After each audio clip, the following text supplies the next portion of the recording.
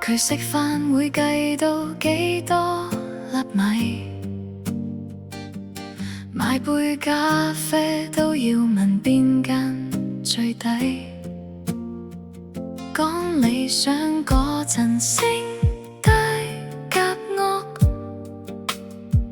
真係埋單就即刻失蹤咗。電話一響，阿媽點睇先？30幾歲仲等屋企批准，拍拖只開家庭會議，愛情變成親子綜藝。你話世界對你太 harsh， 其實人人都捱緊 storms， 但你永遠只睇自己，連道歉都驚識低。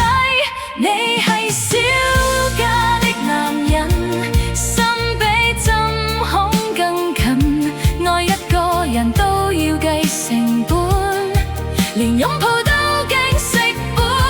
你係小家的男人，成日話世界唔公平，其實最大嘅圍牆一直喺你個心。朋友有難你即刻潛水，兄弟義氣淨係講喺個嘴。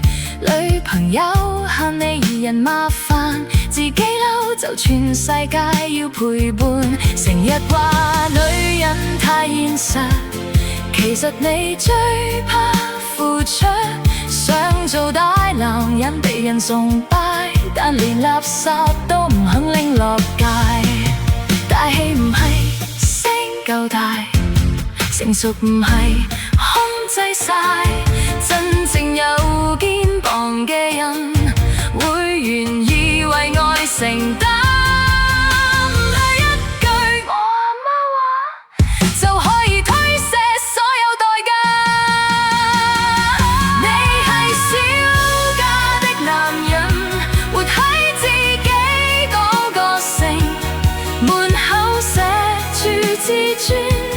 其實入面好細膽，你係小家的男人，愛到最後剩低抱怨，人哋想要嘅安全感，你從來都俾唔到半分。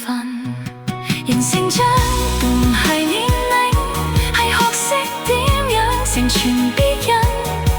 如果永遠只愛自己，再大間屋都只係小家。